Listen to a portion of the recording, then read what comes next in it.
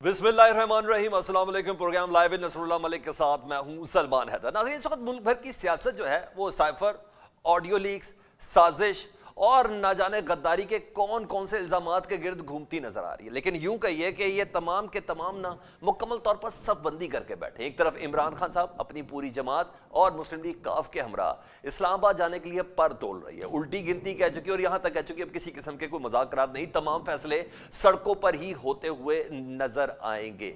कहा यह जा रहा है कि 12 रबीउल अव्वल के, जी हाँ, रहमतुल लिल आलमीन कॉन्फ्रेंस के बाद इमरान खान साहब फिलफौर किसी किस्म के लॉन्ग मार्च का ऐलान कर सकते हैं। उस लॉन्ग मार्च का अंजाम क्या होगा, वो कहां तक जाएगा, ये अभी डिसाइड होना बाकी है। क्या वो धरने की शक्ल इख्तियार करेगा या नहीं करेगा। लेकिन बहरहाल ये एक सीरियस थ्रेट है जो मरकज में इस्लामाबाद में मुख्तदर हलकों को और इदारों को यह थ्रेट फील होता हुआ नजर भी आ रहा है। कल की तारीख में एक सर्टन टीजर जरूर दिया गया था, कोई सर्टन दफात के तहत इमरान खान साहब के वारंट गिरफ्तारी भी जारी कर दिए गए थे। लेकिन इंसिडेंट इस तरह मिल रहा था कि जैसे मरियम बीबी की फरमाइश के ऊपर ये तमाम काम होता हुआ नजर आ रहा है। लेकिन बाकायदा तौर पर पाकिस्तान तहरीक इंसाफ के कारकुनों ने एक सर्टन रिएक्शन दिया जो सड़कों पर भी नजर आया, बनी गाला के अंदर भी नजर आया, रेड लाइन करार दी गई। लेकिन दूसरी तरफ ये तो है इमरान खान साहब जिन्होंने मुकम्मल तौर पर सफबंदी कर ली है, वो कह रहे बस बहुत हो चुका, यानी कहीं ना कहीं जो गुफ्तगू हो रही थी वो अब होना बंद हो चुकी है। और कल बाकायदा तौर पर एक प्रोग्राम के अंदर उन्होंने ये भी कहा कि मैं झूठ बोलना नहीं चाहता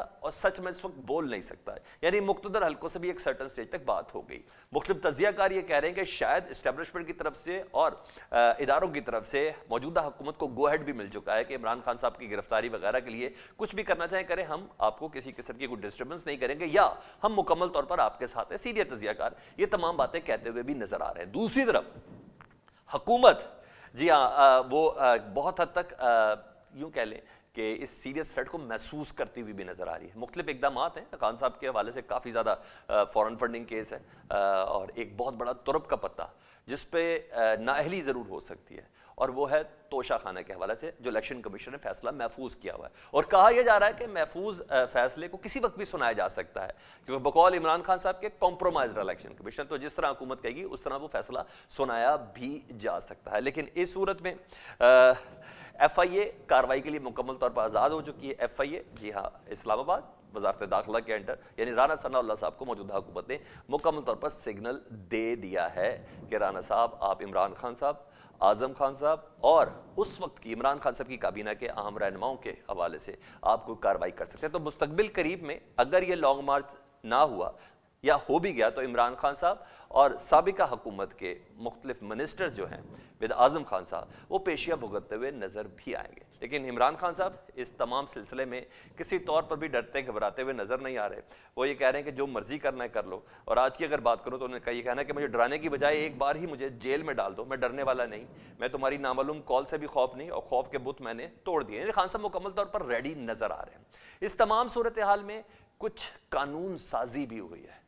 उस कानून साजी पर इवन मौजूदा हुकूमत के इत्तेहादी मुस्लिम लीग नून के इत्तेहादी वो तक ये कह रहे हैं, मैं ट्रांसजेंडर कवानीन की बात करूं जिसने भी सेनेट से पास हो रहा है, उन कवानीन के ऊपर वो कह रहे हैं कि अभी हम इस सिलसिले में इसके जो लकूनाज हैं उसमें हम इस हुकूमत का साथ देने के लिए तैयार नहीं है। ये माजरा क्या है इस सिलसिले में मजहबी जमातें क्या कह रही हैं, वो एक सर्टन रिजर्वेशन रखती है। जमात इस्लामी का सर्टन इसके अंदर स्टांस है, हम इस प्रोग्राम के अंदर वो भी शामिल करेंगे। लेकिन इस वक्त जब ये तमाम मुल्क और इसकी सियासत मईशत से ज़्यादा इन चीज़ों पर बात हो रही है कि पाकिस्तान के अंदर एक अदद साइफर था जिससे मुतल्लिक कहा जाता है वो कभी था ही नहीं, अब समझ आ गई वो है, उन पे बात करूं। लेकिन सियासत के अंदर खेल तो हो रहा है, लेकिन कुछ खेल की खबरें जिससे पाकिस्तान में हर जिस तरह फ़िरके से हटकर हर सियासी जमात से वाबस्तगी से हटकर तमाम लोग एक ही चीज़ सोचते हैं, वो है पाकिस्तान की जीत से मुतल्लिक। और आज वो जीत मुश्किल नज़र आ रही है।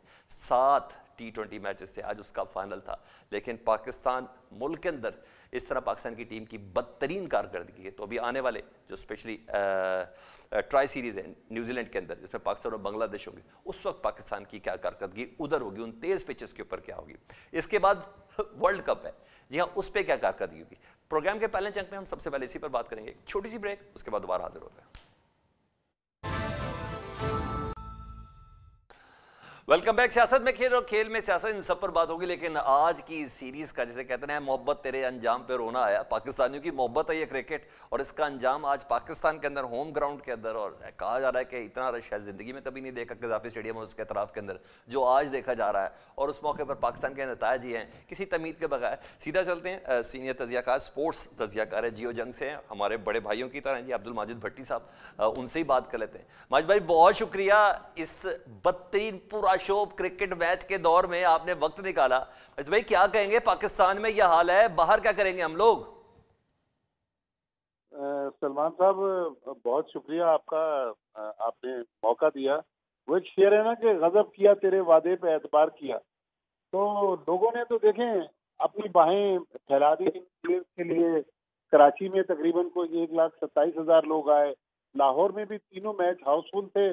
لیکن میرا خیال جو اس وقت ہم ٹی وی پر ویژولز دیکھ رہے ہیں وہ ایسے نہیں ہے کہ لوگ رات کو مسکراہٹوں کے ساتھ واپس لوٹیں. دراصل ہم جس برانڈ کی کرکٹ کھیل رہے ہیں، دیکھیں کرکٹ ہے یہاں سے اب 9 اوور کا کھیل باقی ہے. ہو سکتا ہے پاکستان میچ پلٹ دے، ہے تو امپاسبل، لیکن کرکٹ میں کہتے ہیں کہ جب تک آخری گیند پھینکی نہ جائے. لیکن جو ہم جس برانڈ کی کرکٹ کھیل رہے ہیں شاید یہ وہ برانڈ نہیں ہے جو دنیا میں، جس طرح آج ہم انگلینڈ کی ٹیم کو دیکھیں کہ اوپر سے جب پاور پلے میں ان کے 2 بیٹسمین آؤٹ ہو گئے تو انہوں نے 57 گیندوں پر 100 رنز بنا لیے اور پاکستان کے بالرز کو مسلسل انہوں نے دفاع پر مجبور رکھا. اور پھر اس گراؤنڈ پر قذافی اسٹیڈیم میں آج تک پاکستان نے جو سب سے بڑا اسکور چیز کیا تھا وہ زمبابوے کے خلاف 176 رنز تھا. تو میرے خیال میں ثقلین مشتاق کراچی میں ناراض ہو گئے. پرسوں جب میچ ختم ہوا تو میں نے محمد یوسف کو سنا. محمد یوسف کہہ رہے تھے کہ جی ٹی وی پر بیٹھ کے لوگ تبصرہ کرتے ہیں، اگر ان کے پاس کوئی سولوشن ہے تو بتائیں. میں نے محمد یوسف کے ساتھ اپنے چینل پر درجنوں پروگرام کیے. محمد یوسف بھی اسی قسم کی باتیں کرتے تھے. لیکن اب جب وہ پاکستان ٹیم کے ڈگ آؤٹ میں بیٹھے ہوئے ہیں تو وہ حقیقت تسلیم کرنے کے لیے تیار نہیں ہے کہ ہمارا جو اصل مسئلہ ہے جہاں پاکستان ٹیم پھنسی ہوئی ہے وہ ہے مڈل آرڈر بیٹنگ. دیکھیں اس وقت خوشدل شاہ اور شان مسعود کھیل رہے ہیں. ایک نے 21 گیندوں پر 19 رنز بنایا خوشدل شاہ نے، شان مسعود نے 23 گیندوں پر 29 رنز بنائے. اس کے مقابلے میں اگر آپ انگلینڈ کا اسٹرائک ریٹ دیکھ لیں تو وہ 200 سوا 200 کے اسٹرائک ریٹ سے اسکور کرتے ہیں. تو میرے خیال میں ہمیں تھوڑا اپنا مزاج چینج کرنا ہوگا. غلطیاں ٹھیک ہے ہماری ٹیم کر رہی ہے، لیکن میرے خیال میں T20 ورلڈ کپ اب 23 تاریخ کو پاکستان انڈیا کا میچ ہے. تو اگر خدا نہ خواستہ آج پاکستان میچ اور سیریز ہارتا ہے تو خطرے کی گھنٹی تو ہمارے لیے بچ گئی. اچھا مزید میں پہلے دن سے اس سیریز میں، اس سے قبل ایشیا کپ میں آپ کا تجزیہ سن رہا ہوں. مڈل آرڈر ڈیفینیٹلی کبھی کہہ رہے ہیں، خود یہ صاحب یہ کہہ رہے ہیں ہمارے کپتان کے مڈل آرڈر کو بھی ٹائم نہیں مل رہا اور ہم تھوڑا سا کمبینیشن بھی بنانا چاہ رہے ہیں ورلڈ کپ سے پہلے، ٹرائنگلر سے پہلے، یہ ساری چیزیں کرنے کی کوشش کر رہے ہیں. مجھے یہ بتائیں رضوان کو پچھلے میچ میں کیوں آف دی گئی، وہ کیوں دی گئی، اور آن اینڈ آف چل رہی ہے پرفارمنس ہمارے کپتان کی، اس سے متعلق بتائیے گا آپ کو کیا لگ رہا ہے؟ دیکھیے رضوان کو اگر آپ نے 5واں میچ دیکھا ہو تو رضوان کی پسلیوں میں ایک گیند لگی تھی جس کی وجہ سے وہ وکٹ کیپنگ نہیں کر سکے تھے. محمد حارث نے ان کی جگہ وکٹ کیپنگ کی تھی.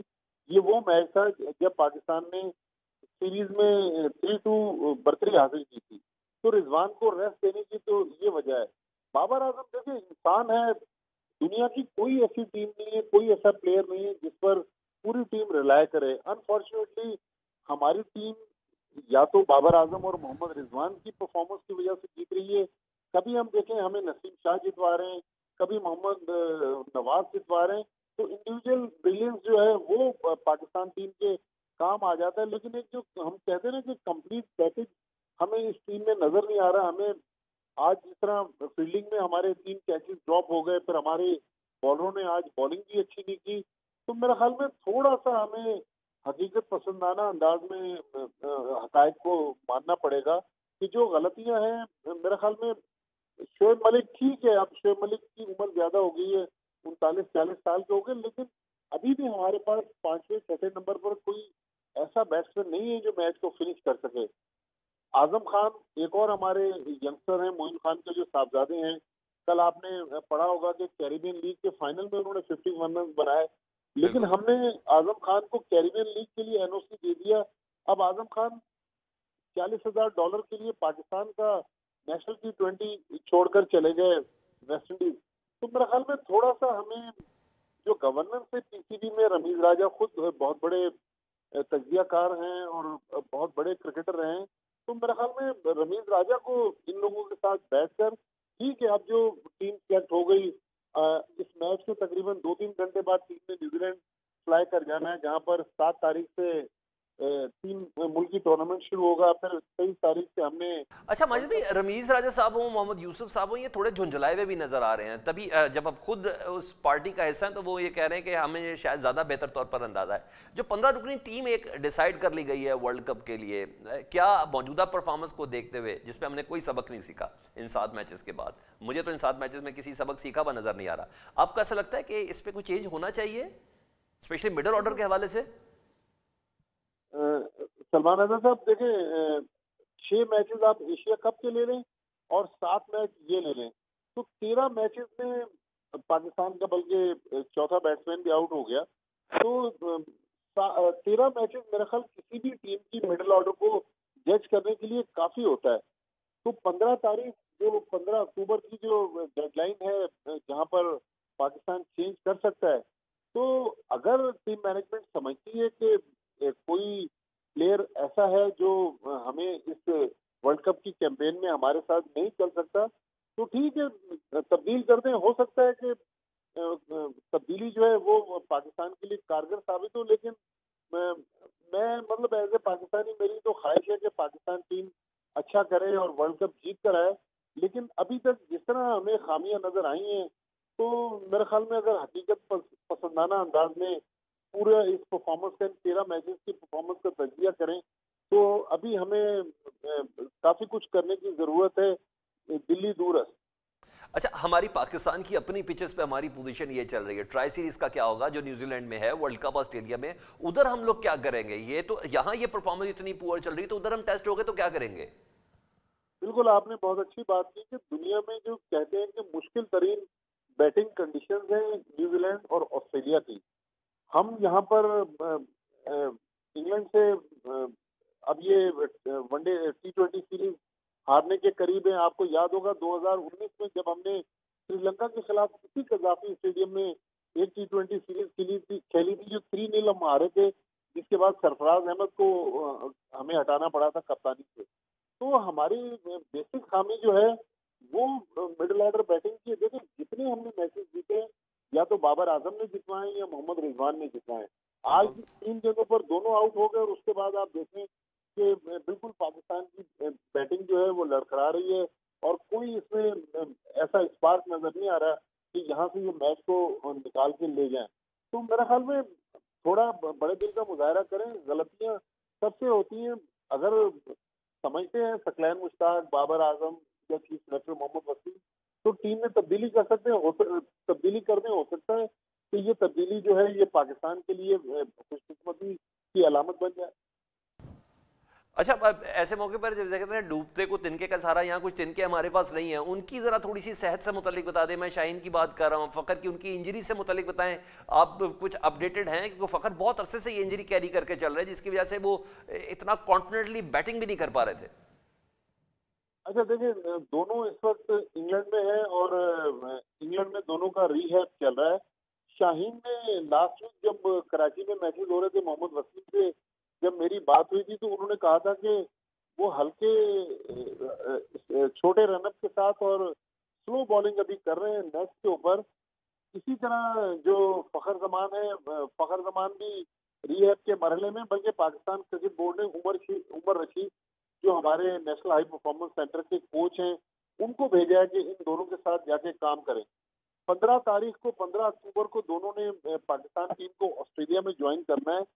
دونوں کی دیکھیں اس اسٹیج پر کہنا تو بہت مشکل ہے، لیکن دونوں کی پاکستان ٹیم میں شمولیت جو ہے وہ تو فٹنس سے مشروط ہے. اللہ کرے کہ دونوں فلی فٹ ہو جائیں. لیکن شاہین شاہ آفریدی کا جو بڑے فاسٹ بالرز ہیں، ایک دن آصف جاوید کو بھی میں ٹی وی پہ سن رہا تھا، وہ کہہ رہے تھے کہ اگر جلد بازی میں شاہین شاہ کو لانے کی کوشش کی گئی تو گھٹنے کی انجری جو ہے وہ ایسا نہ ہو کہ ان کے کیریئر پہ سوالیہ نشان کھڑا کر دے. تو میرا خیال میں ابھی یہ کہنا مشکل ہے کہ دونوں فلی فٹ ہوں گے. اگر فٹ ہو بھی جائے تو کیا وہ مہینے ڈیڑھ بعد جب واپس آئیں گے کرکٹ فیلڈ میں تو پرفارم کر سکیں گے؟ تو پاکستان کے لیے ابھی مسائل کا بہت بڑا انبار ہے جس سے اس ٹیم کو گزرنا ہے. تو امید یہی ہے کہ یہ ٹیم جب 15 تاریخ کو آسٹریلیا میں ری اسمبل ہو تو پاکستان کی ٹیم فارم میں بھی آ جائے اور سارے کھلاڑی فٹ بھی ہوں. لیکن ابھی تو اس ٹیم پہ ڈس اینڈ بٹس بہت سارے ہیں. ایف اینڈ بٹس بہت زیادہ ہیں. امید ہے، ہوپس ہیں، بیسٹ وشز ہیں ان تمام کے ساتھ. عبد الماجد بھٹی صاحب، سینئر سپورٹس تجزیہ کار، آپ کا بہت شکریہ.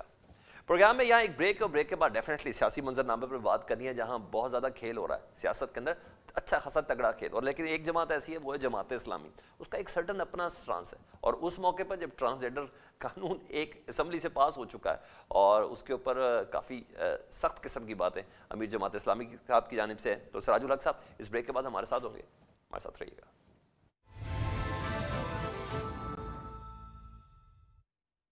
ویلکم بیک ناظرین. پروگرام کے اس حصے میں ملکی سیاست پر، قوانین پر، اور سیلاب سے کھیلے جانے پر، ان تمام چیزوں پر بات کریں گے. اور ہمارے ساتھ موجود ہیں امیر جماعت اسلامی سراج الحق صاحب. بہت شکریہ سراج الحق صاحب آپ کے وقت کا. ابتدا میں ہی تیزی سے ایک سوال کر دیتا ہوں.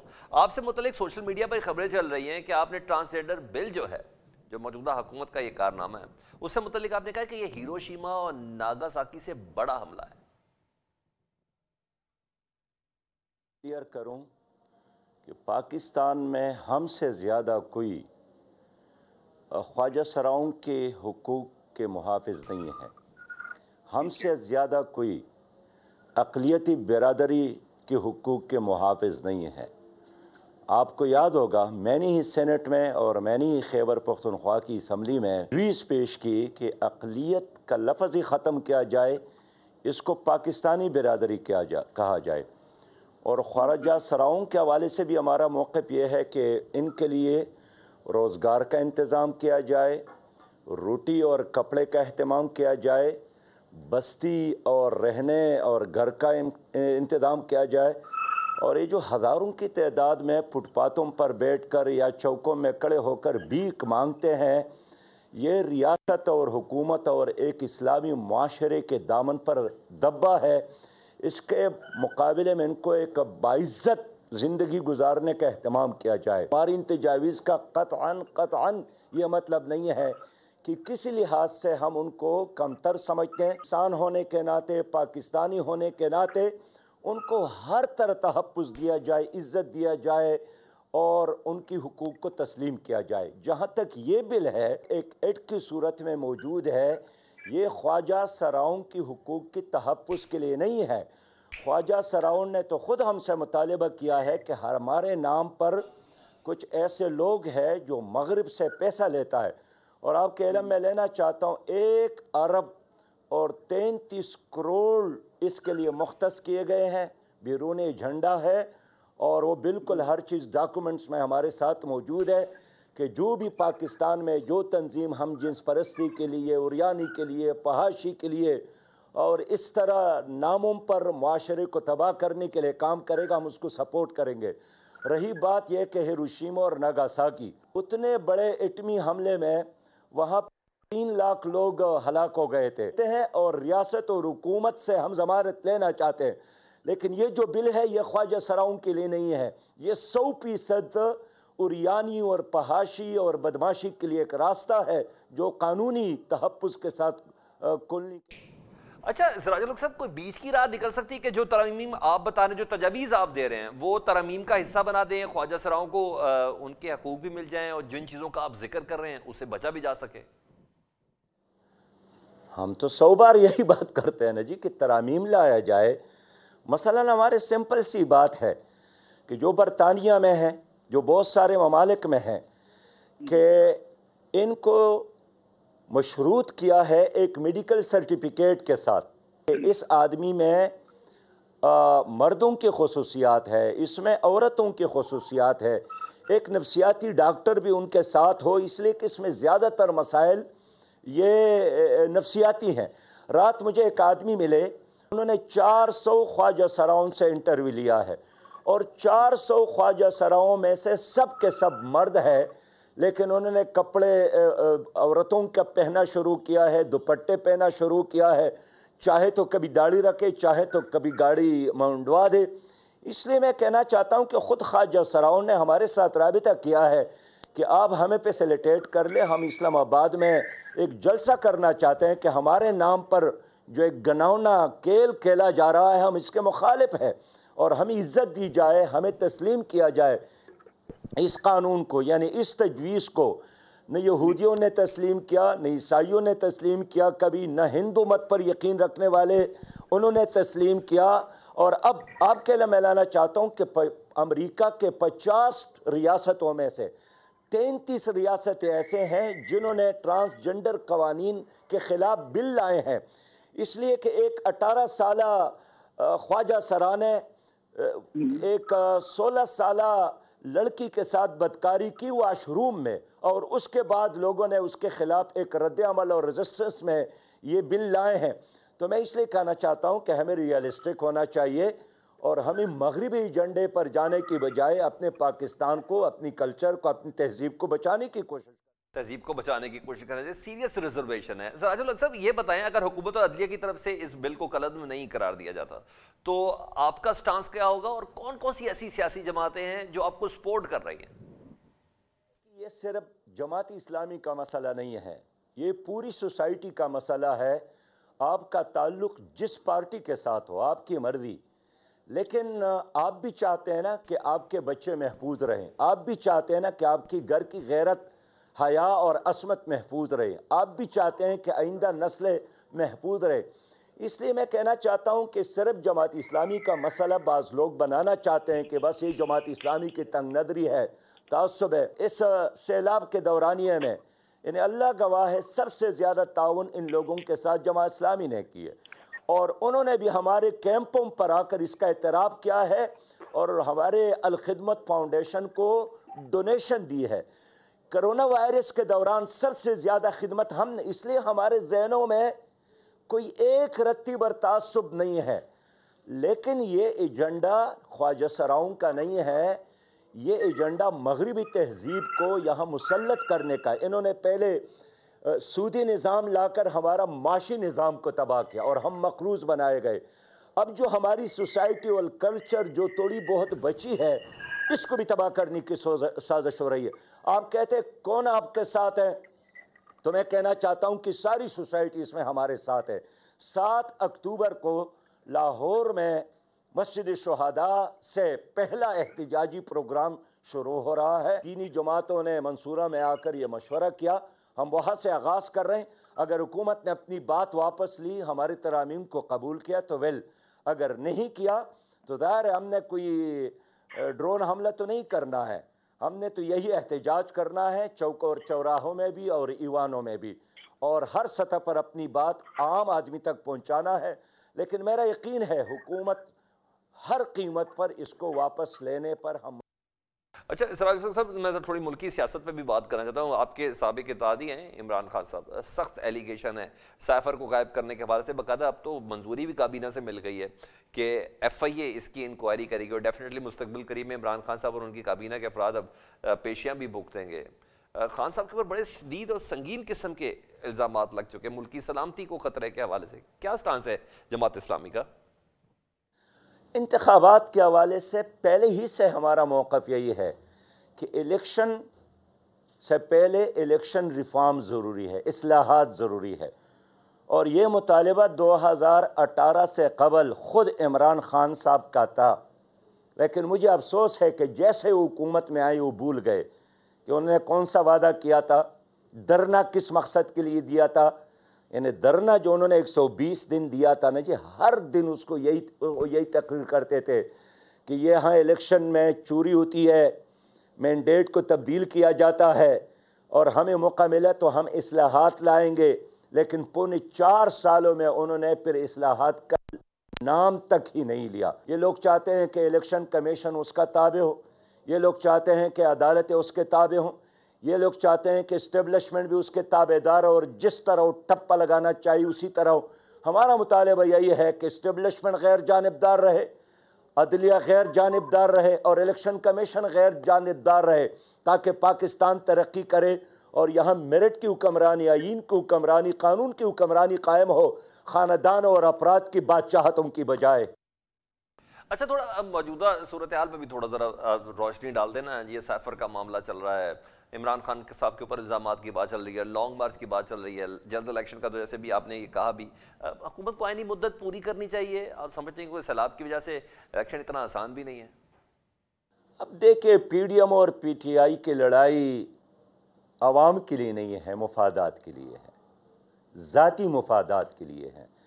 آپ کے ملک میں اس وقت 3,33,00,000 لوگ سیلاب متاثرین ہیں، لاکھوں لوگ سڑکوں پر بیٹھے ہیں، سندھ پورا ایک تالاب بن گیا ہے، خیبر پختونخوا اور بلوچستان اور جنوبی پنجاب تباہی اور بربادی سے دوچار ہے.